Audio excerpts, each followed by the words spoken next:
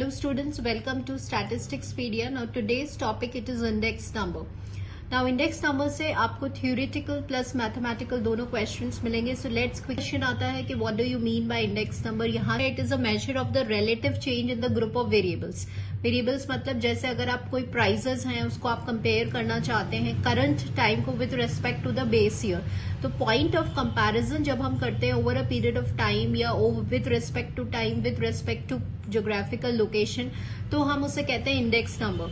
देखिए index number में आपको 2-3 पॉइंट्स जो इम्पोर्टेंट पॉइंट्स है क्वेश्चंस के पॉइंट ऑफ व्यू से वो हम एक बार डिस्कस कर लेते हैं. जैसे फर्स्ट ये कौन सा चेंज मेजर करता है, ये रिलेटिव चेंज मेजर करता है. It is a special type of average because एक तरह से ये एक वेटेड एवरेज है और इसको हम यूज क्यों करते हैं इन ऑर्डर टू कंपेयर एक पॉइंट ऑफ टाइम को दूसरे पॉइंट ऑफ टाइम से कंपेयर करने के लिए, चाहे आप प्राइजेस कंपेयर कर रहे हैं या फिर आप क्वांटिटीज कंपेयर कर रहे हैं, वॉल्यूम ऑफ गुड्स कंपेयर कर रहे हैं, ट्रेड्स है, इंपोर्ट्स है, एक्सपोर्ट्स है.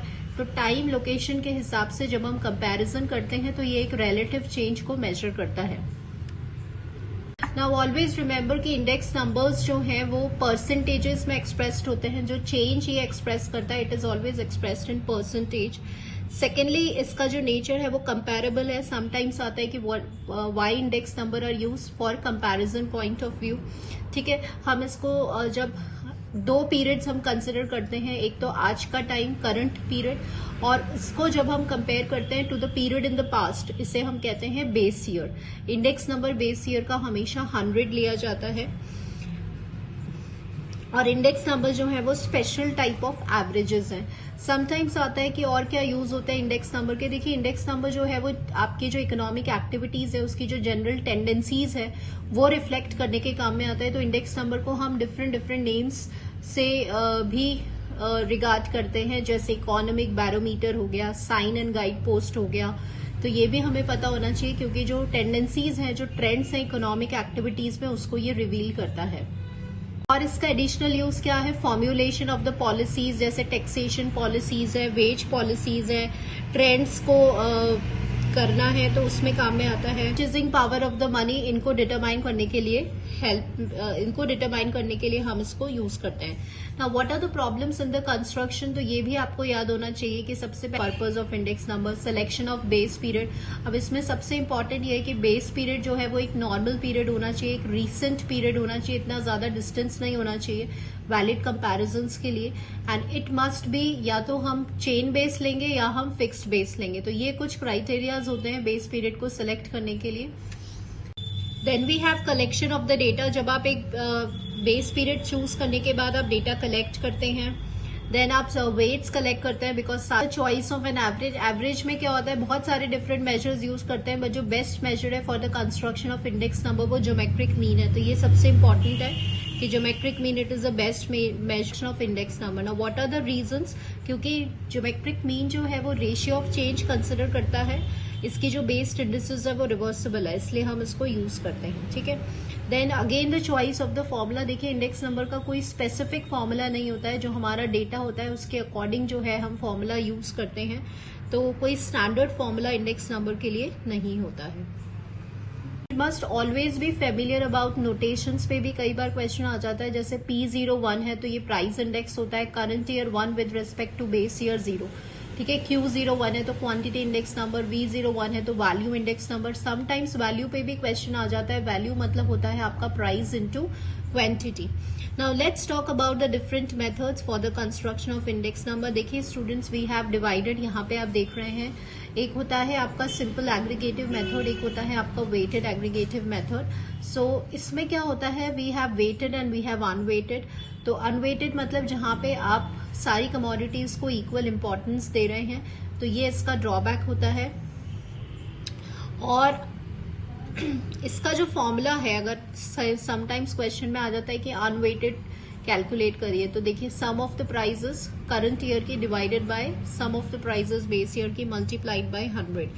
ये जो है सिंपल फॉर्मूला, ये अनवेटेड वाला फॉर्मूला. इसका ड्रॉबैक ये होता है कि यहाँ पे जितनी भी कमोडिटीज हैं उनको हम इक्वल इंपॉर्टेंस देते हैं, which is in practice generally वो ट्रू नहीं होता है.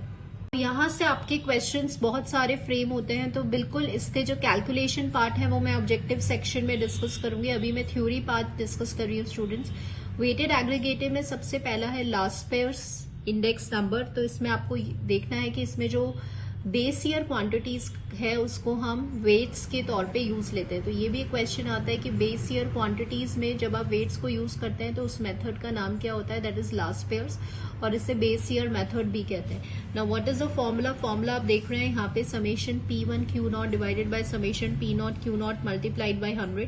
तो यहाँ पे Q0 को हम यूज कर रहे हैं एज अ वेट। इसमें एक और इम्पॉर्टेंट पॉइंट है कि लास्ट पेयर्स जो होता है उसमें क्या ड्रॉबैक है। तो लास्ट पेयर्स जो है it suffers from upward biases. ये भी क्वेश्चन बहुत पूछा जाता है कि इसमें कौन सा जो है इसका ड्रॉबैक है, कौन सा बायसनेस लास्ट पेयर इंडिसेस में होता है, that is an upward bias. Next we have is a Paasche's. Paasche's में क्या होता है, करंट ईयर क्वांटिटीज को वेट्स में लिया जाता है। तो आपको इसका फॉर्मूला भी पता होना चाहिए, summation P1 Q1 divided by summation P0 Q1 into 100। पाशीज जो है वो डाउनवर्ड बायस से सफर होता है, तो ये भी आपको पता होना चाहिए। तो लास्ट पेयर्स में अपवर्ड बायस होता है और पाशीज में डाउनवर्ड बायस होता है। Next we have is a Drobisch Bowley. Drobisch बाउली जो है वो एरिथमेटिक मीन होता है लास्ट पेयर्स एंड पाशीज का। समटाइम्स क्वेश्चन आ जाता है कि arithmetic mean of Laspeyres and Paasche's वाले इंडिसेस को क्या बोलते हैं, that is Dorbish Bowley index number half of L plus P। Next we have is a Fisher's ideal index number. Now index number जो सबसे best index number होता है वो फिशर्स आइडियल इंडेक्स नंबर होता है, जो ज्योमेट्रिक मीन होता है लास्ट पेयर्स एंड पाशीज का। The formula is this. So geometric mean जो है आपको पता है बेस्ट मेजर होता है, और इसके फॉर्मूले में ज्योमेट्रिक मीन को हम यूज कर रहे हैं तो इसलिए इसको बेस्ट मेजर कहते हैं, बेस्ट मेथड है ये, और इसे आइडियल इंडेक्स नंबर के नाम से जाना जाता है। Next we have certain test of adequacy या कंसिस्टेंसी टेस्ट या criteria of good index numbers कि हम कैसे यूनिट टेस्ट मतलब क्या होता है। इस पे भी बहुत सारे क्वेश्चंस आते हैं कि आपके जो इंडेक्स नंबर हैं they are free from the units of measurement. मतलब इंडेक्स नंबर जो है वो यूनिट्स को कंसिडर नहीं करता, it is independent of the unit of measurement. सारे इंडेक्स नंबर्स जो है वो सेटिस्फाई करते हैं इस टेस्ट को except the simple aggregative index. Next we have is a time reversal test. देखिए कोई भी, सबसे पहले आपको ये पता होना चाहिए कि टाइम रिवर्सल टेस्ट किसने दिया है, इरविंग फिशर ने दिया है, ठीक है। और ये फॉर्मूला जो है वो कहता है कि कोई भी इंडेक्स नंबर एक्यूरेट होगा अगर वो अपनी टाइम की कंसिस्टेंसी को मेंटेन करता है। तो P01 into P10 that should be equals to 1। सिर्फ फिशर आइडियल इंडेक्स नंबर इस फॉर्मूले को सेटिस्फाई करता है टाइम रिवर्सल टेस्ट को। Next we have is a factor reversal test. ये टेस्ट भी जो है वो इरविंग फिशर ने दिया है। And what is the formula, price into quantity that is equals to value. Fisher's ideal index number ने इसको only Fisher ideal index number satisfies this test, factor reversal test. Next we have is a circular test. Circular test मतलब it is an extension of time reversal test है। जब आप base को shift करते हैं, जैसे साइकिल क्रिएट करते हैं, एक सर्कल क्रिएट करते हैं, तो इसका फॉर्मूला ये होता है। क्वेश्चन आता है कि क्या किसका, कौन से टेस्ट का एक्सटेंशन है, तो ये टाइम रिवर्सल टेस्ट का एक्सटेंशन है, और इसे फिशर आइडियल इंडेक्स नंबर भी सेटिस्फाई नहीं करता है। तो सर्क्यूलर टेस्ट सिर्फ दो टेस्ट से सेटिस्फाई होते हैं, एक कैलीज से और एक geometric mean of price relative से। तो यहां से भी आपके बहुत सारे क्वेश्चंस फ्रेम होते हैं। Next we have is a chain index number. देखिए चेन इंडेक्स नंबर क्या होता है कि जब आप हर प्रीवियस ईयर को एज अ बेस ईयर मानते हैं तो फिर वो चेन बेस बन जाता है, और रिप्रेजेंटेटिव जो है इंडेक्स नंबर होता है, क्योंकि ये हर पिछले साल को जो है बेस ईयर कंसिडर करता है, और ये हमें जो है वो मीनिंगफुल जो है वो कंपैरिजन प्रोवाइड करता है।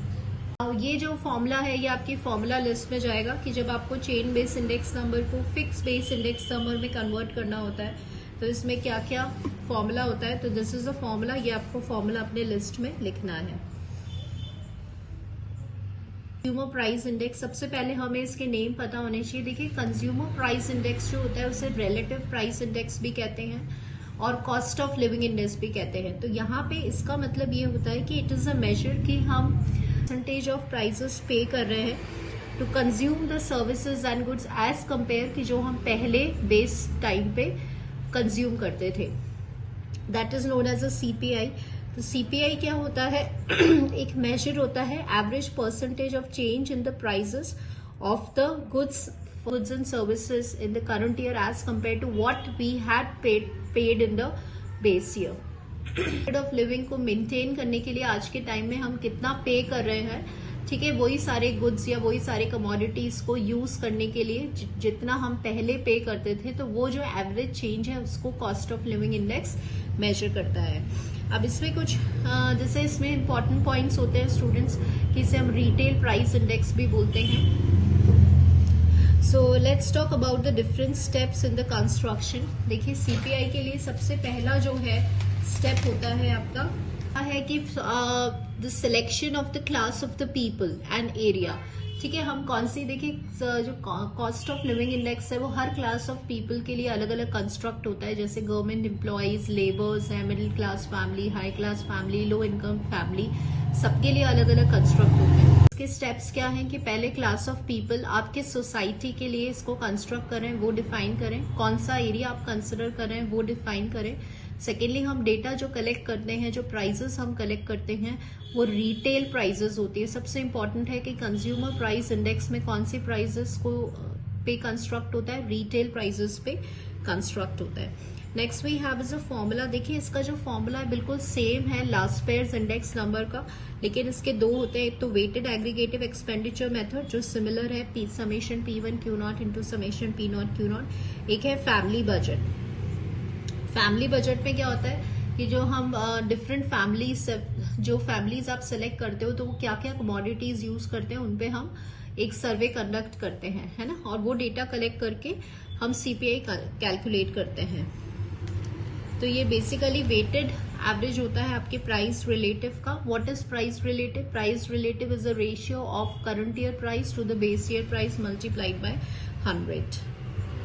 तो ये भी फॉर्मूला जो है वो आपका सिमिलर होता है लास्ट पेयर्स इंडेक्स नंबर्स पे। कई बार क्वेश्चन आता है कि सीपीआई जो है उनके क्या क्या यूजेस हैं, जैसे सीपीआई की हेल्प से, क्योंकि आप कॉस्ट ऑफ लिविंग और स्टैंडर्ड ऑफ लिविंग आप डिटरमाइन कर पाते हैं डिफरेंट सेक्शन के लिए। आप जो है वो वेजेस, जो पॉलिसीज हम फ्रेम कर रहे हैं, वेज पॉलिसी है या जो टैक्सेशन पे पॉलिसीज है, वो हम डिसाइड करते हैं कॉस्ट ऑफ लिविंग इंडेक्स से। एज वेल एज डियरनेसेस अलाउंसेस जो गवर्नमेंट एम्प्लॉयज का है वो भी इसके बेसिस पे डिसाइड होता है। रियल वेजेस हम कैलकुलेट करते हैं, परचेजिंग पावर हम कैलकुलेट कर पाते हैं। तो इसका फॉर्मूला आपको आना चाहिए क्योंकि इस पर न्यूमेरिकल आता है। Purchasing power is reciprocal 1 upon cost of living index number, ठीक है। So this is a purchasing power formula, reciprocal of the CPI. So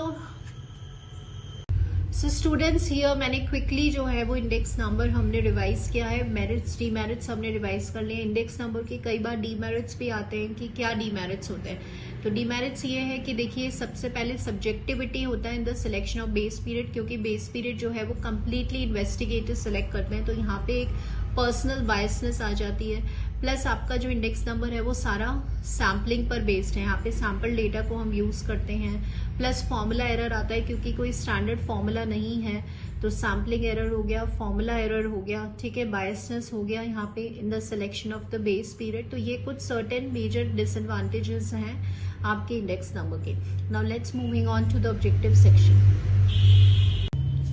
so first question है आपका, we study the price index number to measure the prices, to compare the prices, measure and compare the prices and none. So आप जो है वो index number क्यों study करते हैं और प्राइस इंडेक्स नंबर क्यों स्टडी करते हैं? प्राइसेस को मेजर करने के लिए एज वेल एज उन प्राइसेस को कंपेयर करने के लिए in the current year with from the base year. तो इसका आंसर क्या हो जाएगा? To measure and compare the prices. The errors involved in the construction of index number. तो right now I told you students कि कुछ disadvantages होते हैं, कुछ errors आती हैं जब आप index number को calculate करते हैं। तो जैसे यहाँ पर हो गया sampling error, formula error, errors in collecting the data and all of the above. So answer will be all of the above. If the base year value is taken as a weight, then the weighted arithmetic means of price relative be what? तो यहाँ पे देखिए question क्या है, जैसे base year को हम as a wait लेते हैं तो जो फॉर्मूला होता है that is your last pairs index number. So answer for this question will be this. ये हमें याद होना चाहिए। पाशीज में हम करंट ईयर क्वांटिटीज को यूज करते हैं, फिशर्स जो है उसमें ज्योमेट्रिक मीन होता है इन दोनों का, लास्ट पेयर्स और पार्शीज का, और बाउलीज जो है उसमें एरिथमेटिक मीन होता है लास्ट पेयर्स एंड पार्शीज का। नाउ यहाँ पे हम क्वेश्चन देखते हैं। आपको यहाँ पे कुछ डेटा गिवन है और आपसे पूछा जा रहा है कि लास्ट पेयर्स प्राइस इंडेक्स को कैलकुलेट करें। तो स्टूडेंट्स, जब लास्ट पेयर्स प्राइस इंडेक्स हम कैलकुलेट करते हैं तो you must know the formula कि जो बेस ईयर क्वांटिटीज है उसको हम यूज करते हैं फॉर द कैलकुलेशन। तो फॉर्मूला क्या होता है, समेशन P1 Q0, ये बेस ईयर क्वांटिटीज हो गया, into summation P0 Q0 into 100। ठीक है, तो यहाँ पे आप देख रहे हैं P1 Q0 आपको 600 गिवन है, P0 Q0 आपको 240 गिवन है, and this will be multiplied by 100। सो जब आप इसको सॉल्व करेंगे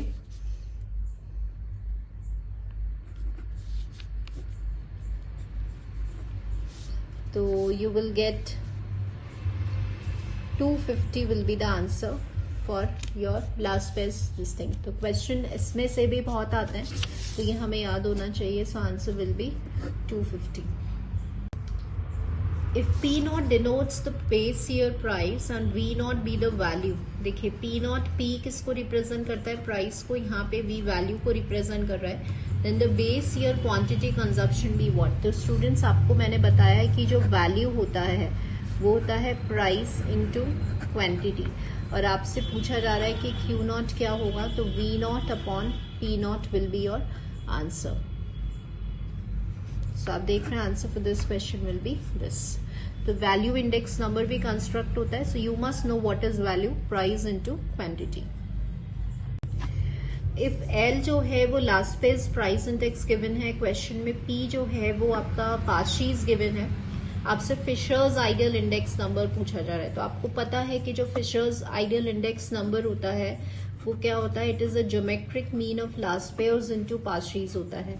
तो इस ऑप्शन में यहाँ पे f स्क्वायर है तो ये गलत है, तो यहाँ पे f स्क्वायर अगर हम इसका स्क्वायरिंग करते हैं तो ये हो जाएगा आपका L इंटू P। सो आप देख रहे हैं कि जो करेक्ट आंसर है वो ये हो जाएगा।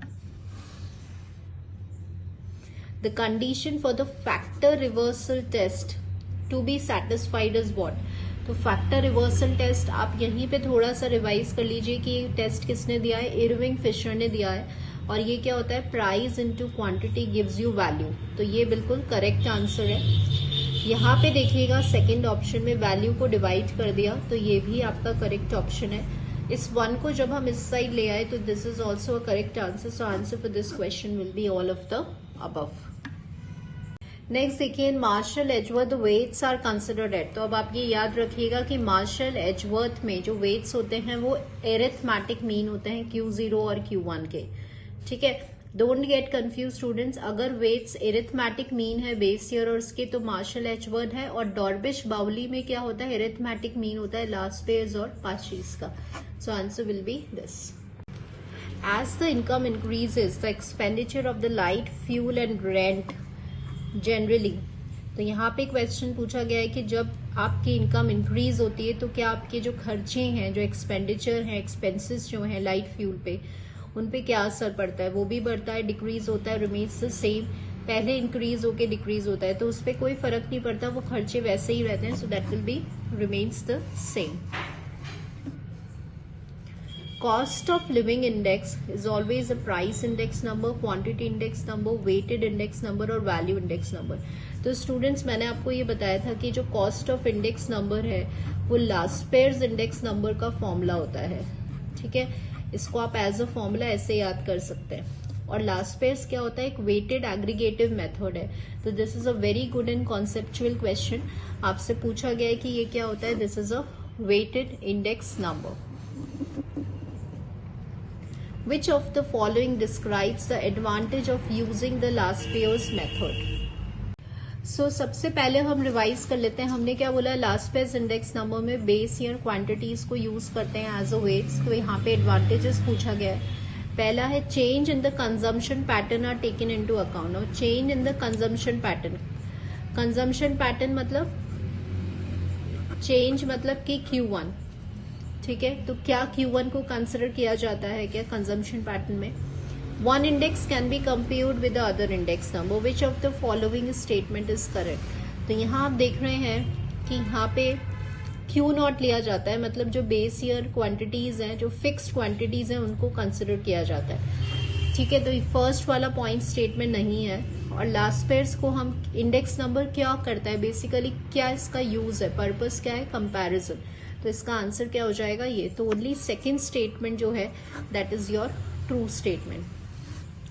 ये जो करंट ईयर ये जो change in the consumption pattern बोल रहा है, ये बेसिकली आपके पाशीज का जो है वो कंसिडर होता है।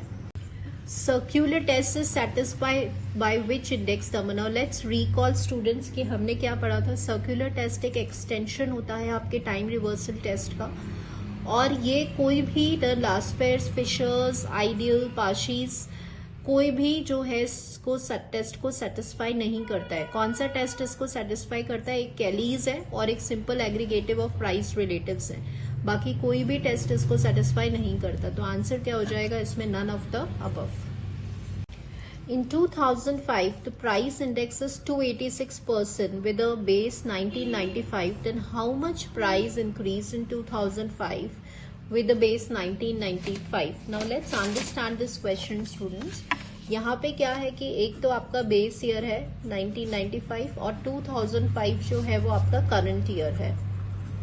ठीक है, क्वेश्चन में आपसे कहते हैं कि 2005 में जो इंडेक्स आया है वो कितना आया है, 286% आया है।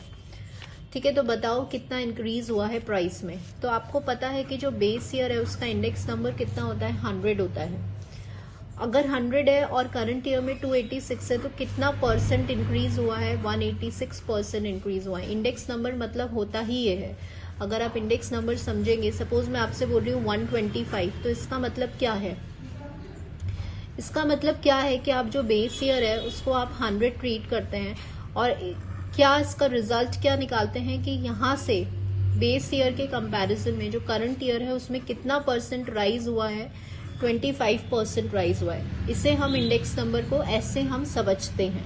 तो यहाँ पे वही क्वेश्चन है जो इंडेक्स नंबर की डेफिनेशन है उसी को क्वेश्चन में डाल दिया कि बेस ईयर का इंडेक्स हमेशा 100 होता है, करंट ईयर में 286% था, तो कितना परसेंट इंक्रीज हुआ है। तो आप इसमें से जब इसको माइनस करेंगे तो 186% जो है वो इंक्रीज हुआ है। सो answer for this question will be this. Next question देखिए, if with a rise of 10% in the prices, the wages are increased by 20%, then the real wage increases by what? तो यहाँ पे आप देख रहे हैं कि जो आंसर्स हैं वो परसेंटेज में एक्सप्रेस्ड हैं, और यहाँ मैं आपको एक ट्रिक बताना चाहूंगी जिससे आप इजीली क्वेश्चन को सॉल्व कर लेंगे। देखिए क्वेश्चन क्या है कि if with the rise of 10% in the prices, जो आपकी सैलरीज हैं, वेजेस हैं, वो 20% इंक्रीज हो गया, प्राइस 10%, 10 गुना ज्यादा हुआ है। मतलब अगर देखिए इसका मतलब क्या है, प्राइस अगर आपके पास अभी 100 रुपीज है ना, 100 है, तो यहाँ पे प्राइस कितना हो गया, 110 हो गया, 10% इंक्रीज हो गया। ठीक है, वेजेस जो हैं आपके वो कितने हैं, अगर 100 है तो 20% इंक्रीज हो गया, मतलब 120 हो गया। इसका मतलब ये होता है, आपसे बोल रहे हैं कि वेजेस बताइए, रियल वेजेस बताइए, तो यहाँ से आप रियल वेजेस को कैलकुलेट करना भी समझिए कि कैसे हम इसको कैलकुलेट करते हैं। सो स्टूडेंट्स अभी देखिए हम यहाँ पे यूनिटरी मेथड में आपको बता रही हूँ जिससे आप इजीली सॉल्व कर पाएंगे। देखिए जब प्राइस आपका 110 था तो आपके जो वेजेस में इंक्रीमेंट हुआ था वो कितना हुआ था, 120 हुआ था। ठीक है, अब अगर 1 है ना, तो क्या हो जाएगा, 120 डिवाइड बाय 110 हो जाएगा। ठीक है, जब भी आपको यहाँ पे रियल वेजेस बोल रहा है और परसेंट के टर्म्स में पूछ रहा है कि कितना परसेंट इंक्रीज हुआ, तो याद रखिए जब भी रियल वेजेस कैलकुलेट करना होता है हम 100 लेते हैं। तो जब प्राइस अगर 100 है तो रियल वेजेस कितना होगा, 120, 110 इंटू 100। तो यहाँ पे जो कॉन्सेप्ट लग रहा है वो क्या है कि सपोज 10 पेंसिल्स की कॉस्ट रुपीज लेट से 150 है ना, और मैंने बोला कि चलो 1 पेन की जो कॉस्ट है वो बताओ, तो आप क्या करोगे, 150 डिवाइड बाय 10 करोगे। तो यहाँ पे वही वाला लॉजिक लग रहा है कि जब प्राइसेस आपकी 110 थी तो वेजेस इतनी हो गई, जब 1 होगी तो आप इसको डिवाइड करेंगे, और रियल वेजेस में हमेशा हम 100 के लिए कैलकुलेट करते हैं। तो ये आपको इस तरह से सॉल्व करना है। एंड जब आप 1200 को 11 से करेंगे सॉल्व, तो ये आपका आ जाएगा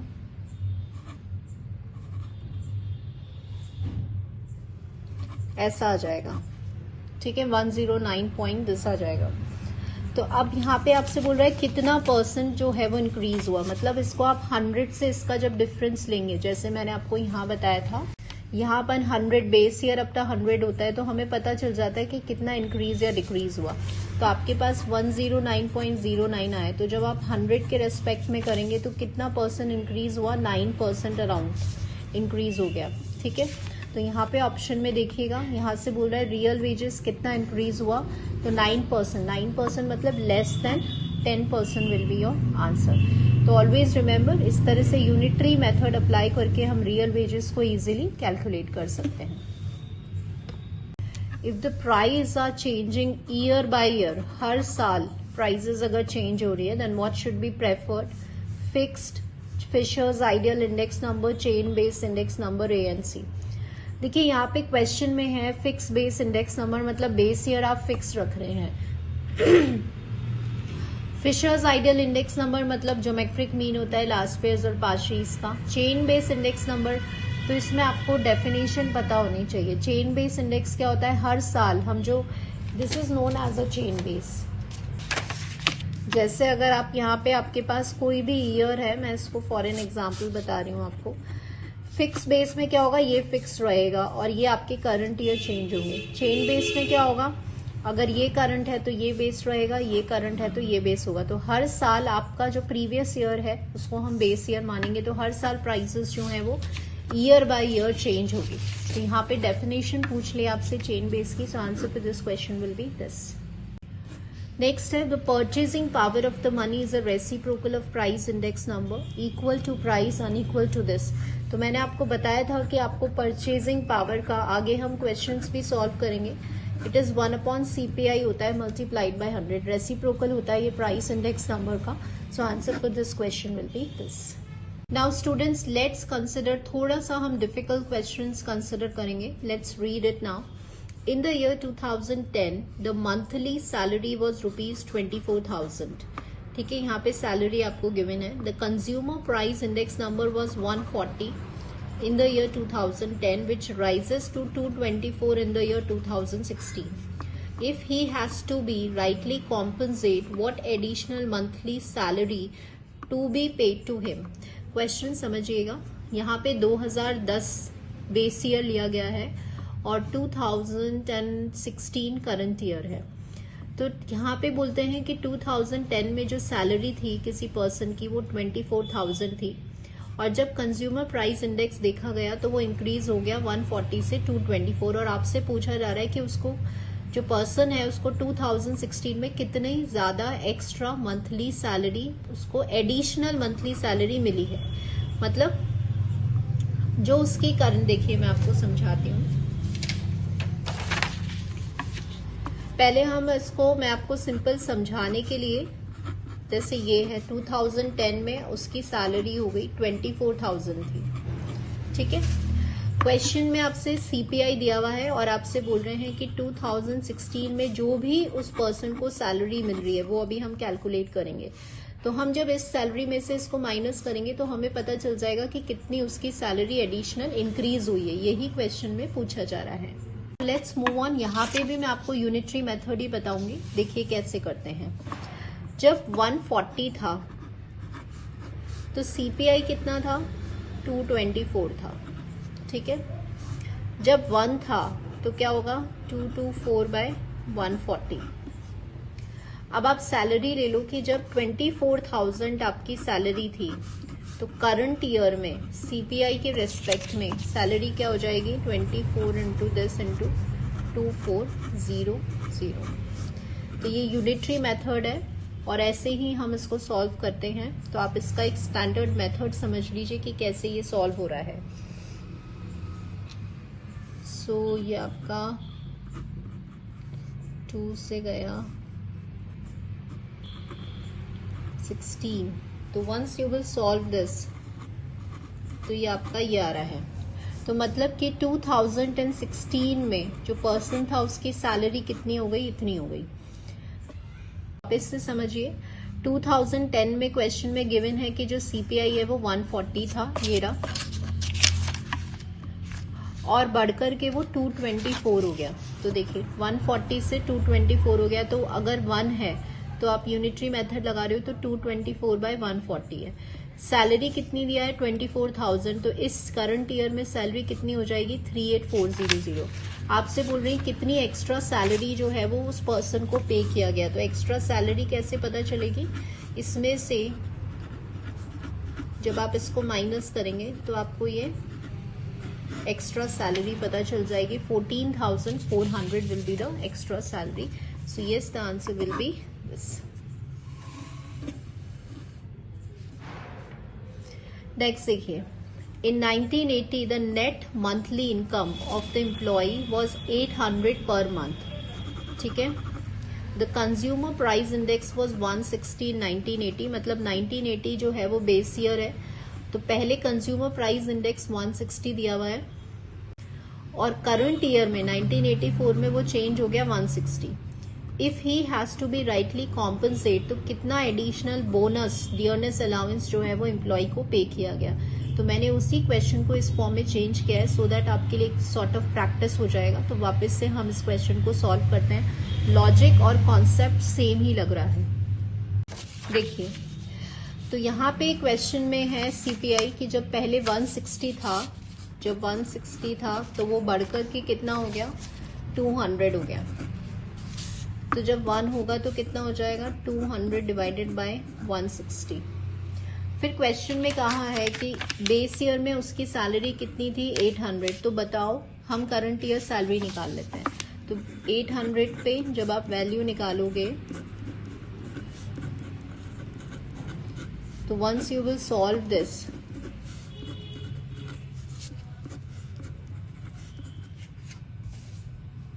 तो आपके पास 1000 आ जाएगा, ठीक है। अब आपसे क्या बोल रहे हैं कि कितना एडिशनल एक्स्ट्रा बोनस मिला है, डियरनेस अलाउंस मिला है। तो आपकी करंट सैलरी कितनी है, 1000, और पहले कितने मिलती थी, 800। तो कितना एडिशनल इंक्रीज हुआ, कितना एक्स्ट्रा अमाउंट हुआ, 200। So answer will be 200 for this question. Next देखिए, the ratio of the price of the single commodity in the given period to the price in the preceding year is called what? तो देखिए यहाँ पे question में क्या बोल रहा है कि जो रेशियो है price in the current period to the price in the given period, तो इसको हम बोलते हैं प्राइस रिलेटिव। ये आपको पता होना चाहिए, ठीक है। कई बार इसको 100 से भी मल्टीप्लाई कर देता है, otherwise P1/P0 is price relative. So answer will be this. The price of the commodity in the year 2015 and 2020 आपको 30 और 25 दिया हुआ है। Taking 2015 as a base year, तो आपको प्राइस रिलेटिव जो है वो कैलकुलेट करना है। सो यहाँ पे आप क्वेश्चन में देख रहे हैं 2015 की प्राइस 30 थी और 2020 की प्राइस 25 क्वेश्चन में गिवन है। प्राइस रिलेटिव होता है P1/P0, तो यहाँ पे हमने कर दिया P1/P0। तो वंस यू विल कैलकुलेट